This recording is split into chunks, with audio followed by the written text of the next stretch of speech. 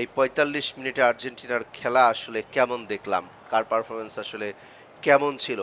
শুরুতেই আর্জেন্টিনা একটা গোছালো একটা দলীয়ভাবে একটা আক্রমণ করার চেষ্টা করে এবং গোলও পেয়ে যায়, সেটা কিন্তু অফসাইডের কারণে বাদ চলে যায়। এরপরে আলজেরিয়া কিন্তু ঝাঁপিয়ে পড়ে, একের পর এক দিয়ে থাকে। আসল ফল থেকে তৈরি সম্পূর্ণ প্রিজারভেটিভ মুক্ত ফ্রুটিকা, পিওর মানে ফ্রুটিকা। তখনটাই কিন্তু আলজেরিয়া যখন গোলটা করে তখন দেখবেন যে তার লেফট উইংয়ে কিন্তু একদম ফাঁকা ছিল, অর্থাৎ গোলে কিক নেওয়ার জন্য পর্যাপ্ত সুযোগ পেয়েছে এবং কেউ বাধা হয়ে দাঁড়ায়নি। অর্থাৎ সেইখানে রক্ষণভাগের একটা দুর্বলতা কিন্তু একদম চোখে দেখা গেছে।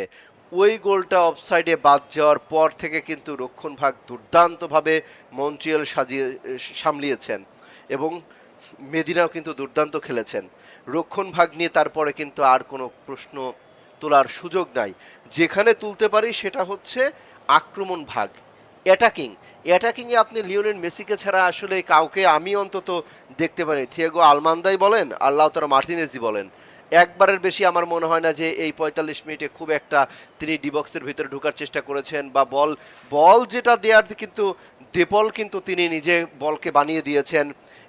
তাছাড়া তার থেকে বড় কথা ফার্নান্দেস কিন্তু বানিয়ে দিয়েছেন বল। জি। এবং দেখেন একটু আগে যেটা দেখলাম যে ফাকুন্দো মেদিনা তাকে ফরওয়ার্ডে দেখা যাচ্ছে, মানে বিষয়টা কিরকম ছিল এইখানে? কি আপনার থিয়াগো আলমাদা এবং লাউতারো মার্টিনেজের যে নিষ্ক্রিয়তা, এটার কারণেই কি চলে আসতে হয়েছে কিনা রক্ষণ ভাগ থেকে ফরওয়ার্ডে? কিছুটা দায়িত্ব নিতে হয়েছে এখানে, তবে থিয়াগো আলমাদা কিন্তু হতাশ করেছেন, দুটো চান্স তিনি মিস করেছেন।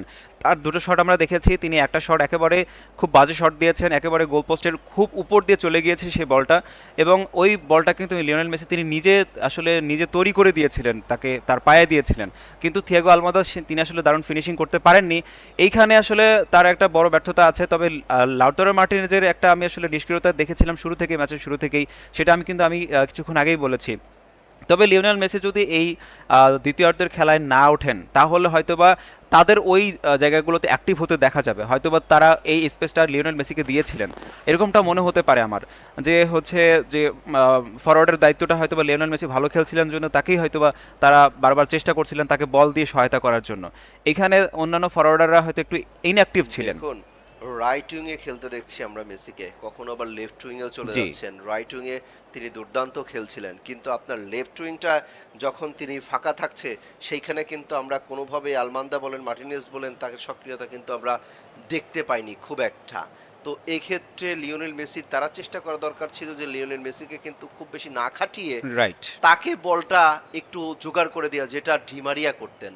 Right, right. রীতিমতো মাঝ মাঠ থেকে শুরু করে কিন্তু একেবারে ডিবক্স পর্যন্ত ডিমারিয়া দাপিয়ে খেলতেন। রীতিমতো আপনি কি দেখতে পাচ্ছেন কিনা, আমি তো রীতিমতো এই ডিমারিয়ার একটা অভাব কিন্তু একদম নিশ্চয়ই।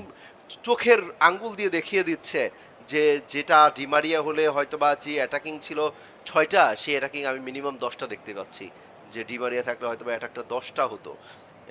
এখন এই ছিল মোটামুটি এই প্রথম আর্ধের আমাদের একটা বিশ্লেষণ যে কেমন ছিল আসলে আর্জেন্টিনার প্রথম ৪৫ মিনিট।